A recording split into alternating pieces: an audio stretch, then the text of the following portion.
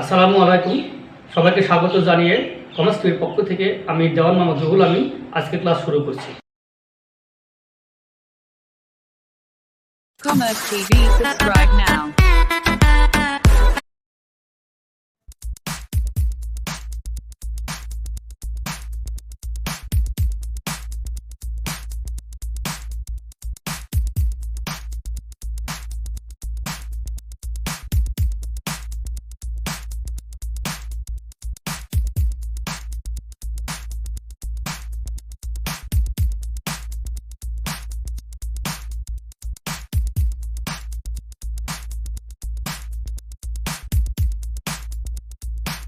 On January 1st, 2017, the ledger of ABC contained the following liabilities account অর্থাৎ ABC কোম্পানির 17 সালের জানুয়ারি মাসের লেজারের তথ্যগুলো দেওয়া রয়েছে কারেন্ট লায়াবিলিটি সংক্রান্ত। কি বলা হয়েছে এখানে? প্রথমে বলা হয়েছে যে অ্যাকাউন্টস পেবল কত টাকা 60,000, sales tax payable 8,000, unearned service revenue 23,000। তারপরে বলা রয়েছে যে during January the following selected transaction occurred মানে সংঘটিত হওয়া। তাহলে এই জানুয়ারি মাসে তার লেনদেন যেগুলো সংঘটিত হয়েছে সেগুলো দেওয়া রয়েছে। জানুয়ারি 3 কী বলা রয়েছে এখানে? Sold merchandise for cash totalling টাকা 17,600 হুইচ ইনক্লুড 10% সেলস ট্যাক্স। শিক্ষার্থী বন্ধুরা, 3 তারিখে মার্চেন্ডাইজ মানে ব্যবসায়িক পণ্য বলা হয়। তো মার্চেন্ডাইজ পণ্য বা ব্যবসায়িক পণ্য বিক্রি করছে নগদে 17,600 টাকা দিয়ে, 10% তার সাথে বিক্রয় কর অন্তর্ভুক্ত রয়েছে। 8 তারিখে বলা রয়েছে provide service for customers who had paid in cash advance, অর্থাৎ 10,000 টাকা যে অগ্রিম নেওয়া ছিল সে টাকাটা এখন কি উপার্জন হিসেবে গণ্য হচ্ছে। তারপরে বলা হচ্ছে এখানে 14 তারিখে যে paid state revenue department for sales tax collected in December 2016 টাকা 8,000, অর্থাৎ 16 সালের ডিসেম্বরের 8,000 টাকা সেলস ট্যাক্স হিসেবে দেওয়া হচ্ছে। তারপর শিক্ষার্থী বন্ধুরা কী বলা রয়েছে এখানে? 21 তারিখে কী বলা রয়েছে যে sold 500 unit of a new product on credit at টাকা 500 অ্যাট টাকা 50 per unit plus 10% sales tax, অর্থাৎ 500 ইউনিট নতুন করে 50 পার ইউনিট অনুযায়ী কী করা হচ্ছে এখানে বিক্রি করা হচ্ছে। সেটা বাকিতে অন ক্রেডিট মানে বাকি বোঝায়। তার সঙ্গে কী আছে plus 10% sales tax, 10% sales tax বিক্রয় কর যুক্ত করতে হবে। 25 তারিখে বলা রয়েছে বরুড টাকা 25,000 from Sonali bank on a 3 month 10% টাকা 25,000 নোট, অর্থাৎ বরুড মানে ধার করে নেওয়া। 25,000 টাকা সোনালী ব্যাংকের কাছে ধার করে নিয়েছে, যার মেয়াদ ছিল 3 মাস। তারপরে বলা হচ্ছে 10% টাকা 25,000 নোট, অর্থাৎ 10% সুদে সেটা কী করেছে নোটস পেবলের মাধ্যমে দেওয়া হবে বলে প্রতিজ্ঞা করছে। একসাথে কী বলা রয়েছে নির্দেশনায় 1 নম্বর জার্নালি যা জানুয়ারি ট্রানজ্যাকশান মানে লেনদেন।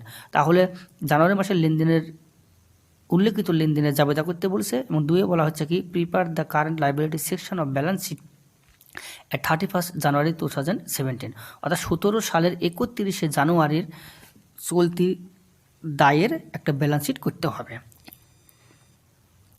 শিক্ষার্থী বন্ধুরা, এখন আমরা সমাধানে চলে আসি। তোমাদের সুবিধার্থে কিন্তু অঙ্ক আমি নিজে সেট করেছি, আর উপরে অঙ্ক রয়েছে রিকোয়ার্ড 1। দেখো বাম দিকে লেখা রয়েছে, তারপরে লেখা আছে কি ABC company journals entries, date, account titles, reference, REF reference, debit এবং ক্রেডিট, যে জাবেদার ছক সেটি করা রয়েছে।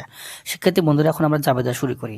তাহলে অঙ্কের নিচের দিকে তাকাও, বলা ছিল কি 3 নম্বরে অঙ্কের নিচের দিকে তাকাও। 3 তারিখে কী বলা ছিল? Sold merchandise for cash totally কত 17,600 আর ইনক্লুড 10% সেলস ট্যাক্স। শিক্ষার্থী বন্ধুরা, আমরা জানি যে বিক্রি করলে জাবেদা কী হয় পণ্য বিক্রি করলে, তো সেই জাবেদা এখন দেওয়া আছে এখানে নগদে পণ্য বিক্রয় ক্যাশ আর কি হয় সেলস হয়।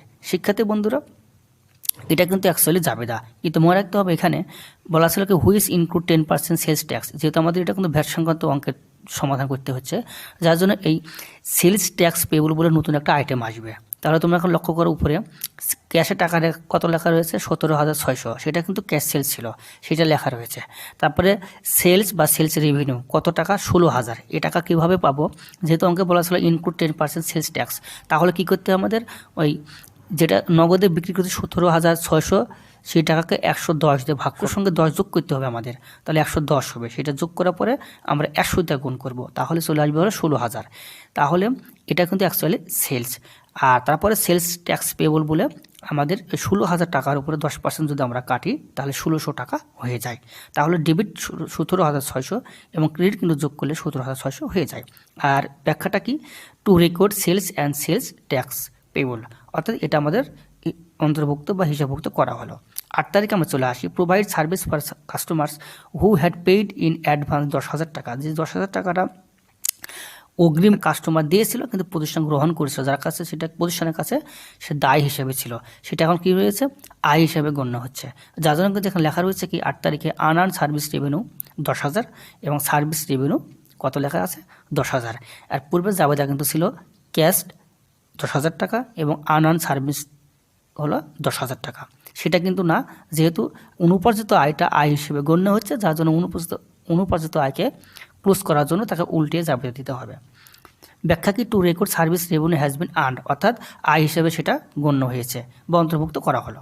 14 তারিখ paid state revenue department for sales tax collect in December কত 8,000 টাকা ছিল, এখানে কিন্তু সেটা দেওয়া রয়েছে। দেখো লেখা রয়েছে কি সেলস ট্যাক্স পেবল এবং হলো ক্যাশ, কারণ ক্যাশ টাকা প্রদান করা হলে ক্যাশ ক্রেডিট করতে হয়, যার জন্য কিন্তু এখানে ক্রেডিট করা রয়েছে। আর আগে সেলস ট্যাক্স ওটা ক্রেডিট ছিল, যার জন্য তাকে দায় হিসেবে ছিল, সেটাকে ডেবিট করে ক্লোজ করা হয়েছে। ব্যাখ্যায় কি, to record sales tax paid in treasury বা ব্যাংকের মাধ্যমে, এখানে লিখতে পারে to record sales tax paid to bank, এটাও কিন্তু লেখা যায়।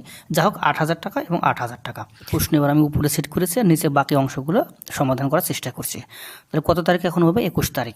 21 তারিখ কী বলেছিল যে 500 ইউনিট সেলস করা হয়েছে, বাকিতে 50 পার ইউনিট রেটে এবং প্লাস ছিল 10% সেলস ট্যাক্স। শিক্ষার্থী বন্ধুরা জাবেদা লক্ষ্য করা অ্যাকাউন্টস রিসিভেবল কত ডেবিট করা হয়েছে, যেহেতু বাকিতে ছিল 27,500। শিক্ষার্থী বন্ধুরা তারপরে বলা রয়েছে কি যে সেলস ট্যাক্স তারপরে বলা সেলস কত 25,000 এবং সেলস ট্যাক্স পেবল হলো কত 2,500। আর ব্যাখ্যা বলেছে to record sales and sales tax. শিক্ষার্থী বন্ধুরা এখানে যদি আমরা 500 দিয়ে 50 গুণ করি তাহলে কত আসে 25,000। এটা কিন্তু আমার কী ছিল, সেল ছিল। শিক্ষার্থী বন্ধুরা সে 25,000 এখানে লেখা রয়েছে, কিন্তু এখানে একটা মনে রাখতে হবে আমাদের প্লাস 10% সেলস ট্যাক্স ছিল, তাহলে মনে রাখতে হবে ওই 25,000-এর উপর 10% কাটতে হবে, কাটলে কত হবে 2,500 টাকা। এবার আমরা যোগ করলে হবে 27,500। শিক্ষার্থী বন্ধুরা তাহলে আমাদের মনে রাখতে হবে কি, যখন প্লাস বলবে তখন সেলসের যে টাকা থাকবে তার উপর সরাসরি পার্সেন্টেজ রেট অনুযায়ী কেটে সেই সেলসের সঙ্গে কিন্তু যে প্রাপ্ত রেট অনুযায়ী কেটে যে ফলাফল পাবো তা যোগ করলে যে মোট ফিগার হবে সেটা কিন্তু আমাদের কী হবে, অ্যাকাউন্ট রিসিভেবল যদি বাকি তো অ্যাকাউন্ট রিসিভেবল, আর যদি নগদে হয় তাহলে ক্যাশ বলে ডেবিটে যাবে। আর আমাদের পূর্বে একটা তথ্য ছিল 3 তারিখে, সেটা কিন্তু এই ধরনের না, সেখানে বলা ছিল ইনক্লুড 10% সেলস ট্যাক্স। তার মানে সেখানে কী ছিল যে সেলসটা ছিল সেখানে 17,600, সেটা কিন্তু অ্যাকচুয়ালি টোটাল সেলস না, সেলসের টাকা কিন্তু গোপন রাখা ছিল, যা আমরা কিন্তু ক্যালকুলেশন করে বের করেছি, তোমরা যেটা 3 তারিখে লক্ষ্য করেছো। অর্থাৎ মনে রাখতে হবে ইনক্লুড সেলস ট্যাক্স আর প্লাস সেলস ট্যাক্স এর মধ্যে কিছুটা পার্থক্য রয়েছে। শিক্ষার্থী বন্ধু পরে আমরা আসি 25 তারিখে, বরুর টাকা 25,000 ফ্রম সোনালী ব্যাংক 3 মাস মেয়াদি তারা ধার করে নিয়েছে। তারপরে কি বলেছে কমা দিয়ে বলা হচ্ছে 10% 25,000 নোট, অর্থাৎ নোট মানে নোটস পেবলকে বোঝানো রয়েছে, তাই নোটস পেবল 10% সুদে। শিক্ষার্থী বন্ধুরা তাহলে আমরা কি জানি যে ধার করলে আমাদের নগদ টাকা বেড়ে যায়, যেমন লেখা আছে এখানে ক্যাশ ডেবিট 25,000 টাকা, তারপরে কিন্তু লেখা রয়েছে এখানে নোটস পেবল। যদি এখানে 10% যদি নোটসের কথা লেখা না থাকতো তাহলে কিন্তু আমরা এখানে কি লিখতাম, লোন লিখতাম বা সোনালী ব্যাংক হিসেবে লিখে দিতে পারতাম। কিন্তু এখানে যেহেতু নোটস পেবল ইস্যু করা হয়েছে, যার জন্য কিন্তু এখানে নোটস পেবল বলে ক্রেডিট করা হয়েছে 25,000 টাকায়। শিক্ষার্থী বন্ধুরা ব্যাখ্যা লেখা আছে কি টু রেকর্ড মানি বোরোড বা ইস্যু নোট, অর্থাৎ ঋণ করা হয়েছে, সেটা হলো কি তারপরে নোটস পেবল ইস্যু করা হয়েছে। শিক্ষার্থী বন্ধুরা এখানে একটা বিষয় মনে রাখতে হবে, সেটা হলো এখানে 10% একটা রেট দেওয়া আছে, অর্থাৎ সুদ কিন্তু এখানে আসার কথা। যেহেতু জানুয়ারি মাস 31 দিনে কিন্তু আমার ধার করা হয়েছে 25 তারিখে, তাহলে জানুয়ারি মাসে কিন্তু 6 দিন থাকে। শিক্ষার্থী বন্ধুরা এখানে কিন্তু আমি অ্যাকচুয়ালি 6 দিনের সুদের টাকাটা বের করে দিলাম না, এখানে বের করাও যায়, কেউ যদি মনে করে তাহলে কিন্তু জানুয়ারি মাসের মাত্র 6 দিনের কিন্তু সুদ সে কাটতে পারে, আমি এখানে কিন্তু কেটে দিলাম না। আমরা করবো কি অঙ্কের রিকোয়ার্ড 2 কী বলেছিল যে ব্যালেন্স শিট করতে হবে, সেটা হলো কি 31শে জানুয়ারির, অর্থাৎ জানুয়ারি মাসের অঙ্ক ছিল তার শেষ তারিখে। শিক্ষার্থী বন্ধুরা উপরে দেখো লক্ষ্য করো, লেখা রয়েছে ব্যালেন্স শিট পার্শিয়াল মানে কি আংশিক। আর নিচে দেখো আমি দুটো তথ্য সংযুক্ত করেছি। এই দুটো কিন্তু প্রথমটা যেটা লক্ষ্য করছো এটা কিন্তু accounts payable, sales tax payable, earn service revenue, এটা প্রদত্ত অঙ্কের অংশ আমি কেটে সংযুক্ত করেছি এখানে। আর নিচে কিন্তু দেখছো সেটা হলো কি যে সমাধান করলে আমরা জাবেদা তারই অংশ, অর্থাৎ এই প্রদত্ত অঙ্কের এই তথ্যটা accounts payable, sales tax payable, earn service revenue এবং জাবেদা এই দুটো সমন্বয়ে কিন্তু আমাদের ব্যালেন্স শিটটা করতে হবে, যার জন্য কিন্তু আমি এখানে শো করেছি। তাহলে যেহেতু এটা কি আমাদের কারেন্ট লাইবিলিটিস, তাহলে শিক্ষার্থী বন্ধুরা এখানে লক্ষ্য করে লেখা আছে কারেন্ট লাইবিলিটিস সেকশন কি নোটস পেবল কত 25,000। শিক্ষার্থী বন্ধুরা প্রদত্ত অঙ্কে দেখো কিন্তু মূল অঙ্ক কিন্তু ছিল না, কিন্তু জাবেদার নোটস পেবল আসছে, তাহলে নোটস পেবলটা কিন্তু এখানে বসাইতে হবে, কারণ এটা কিন্তু দায় আকারে আছে ক্রেডিট, যার জন্য নোটস পেবল কিন্তু 25,000 টাকা এখানে অন্তর্ভুক্ত করা হয়েছে দায় হিসেবে। তারপরে বলা হচ্ছে কি অ্যাকাউন্টস পেবল কত 60,000, এটা কিন্তু জাবেদায় আসেনি, কোথায় আছে প্রদত্ত অঙ্কে ছিল, সেটা কিন্তু আমরা হুবহু বসিয়ে দিছি। যদি কোনো জাবেদাতে অ্যাকাউন্টস পেবল ডেবিট থাকতো তাহলে কিন্তু সেই ডেবিটের টাকা কিন্তু বিয়োগ করে কিন্তু এখানে বসানো লাগতো, কিন্তু আমাদের জাবেদা কোথাও ডেবিট, অ্যাকাউন্টস পেবল কোথাও ডেবিট হয়নি, যার জন্য যা ছিল সেটা আমরা এখানে বসিয়ে দিলাম। তারপরে সেলস ট্যাক্স পেবল। শিক্ষার্থী বন্ধুরা সেলস ট্যাক্স পেবল এখানে যত জায়গাতে আছে ক্রেডিট সম্পূর্ণ যোগ হবে, আর যদি কোনো জায়গায় থাকে ডেবিট তাহলে সেটা কিন্তু বিয়োগ করতে হবে। শিক্ষার্থী বন্ধুরা তাহলে সেলস ট্যাক্স পেবল কত আছে?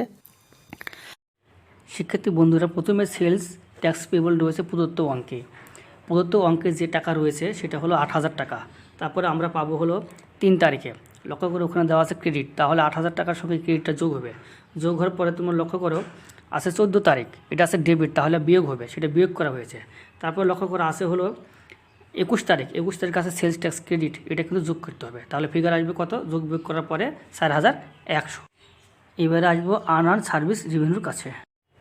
লক্ষ্য করে প্রদত্ত সমাধানে আনআর্ন সার্ভিস রেভিনিউ লেখা আছে 23,000 বিয়োগ হলো 10,000। শিক্ষার্থী বন্ধুরা এটা কোথায় পাবো? প্রদত্ত অঙ্কে দেখো প্রথমে আনআর্ন সার্ভিস রেভিনিউ লেখা আছে 23,000, সেই ফিগারটা এখানে বসানো রয়েছে। আর তারপরে 8 নম্বরে জাবেতে লেখা আছে আনআর্ন সার্ভিস রেভিনিউ ডেবিট, যেহেতু ডেবিট হলে এটা বিয়োগ যাবে, কারণ ওটা দায়ের ফিগার বা ক্রেডিট ফিগার, বিয়োগ করে পাই আমরা 13,000, আর মোট যোগ করলে পাই হলো আমরা হলো 1,02,100। ব্যালেন্স শিটটা করবো তখন কিন্তু জাবেদার তথ্য এবং হলো আমাদের প্রদত্ত অঙ্কের যে তথ্য দেওয়া থাকবে সেটা উভয় সমন্বয় করে দিতে হবে। যেহেতু এটা কারেন্ট লাইবিলিটিস বা দায়ের তথ্য সম্পূর্ণ কিন্তু ক্রেডিট ব্যালেন্স ফিগার করবে, ক্রেডিট ব্যালেন্স হবে, যেগুলো ক্রেডিট ব্যালেন্স দায়ের হবে সেগুলো আবার ডবল করে যোগ করতে হবে, আর যখন কোনো দায়টা ডেবিট ব্যালেন্স হবে সেটা কিন্তু বিয়োগ করতে হবে। আবার প্রদত্ত অঙ্কে যদি কোনো দায় কারেন্ট লাইবিলিটিস না থাকে, জাবেদের মধ্যে কোনো কারেন্ট লাইবিলিটিস তৈরি হয় ক্রেডিট আকারে, তা কিন্তু অবশ্যই কিন্তু আবার ওই ব্যালেন্স শিটটা নতুন করে শো করাতে হবে। শিক্ষার্থী বন্ধুরা সবাইকে অসংখ্য ধন্যবাদ, পরবর্তী ক্লাসে দেখা হবে, আর আমার অবশ্যই চ্যানেলটা সাবস্ক্রাইব করবে।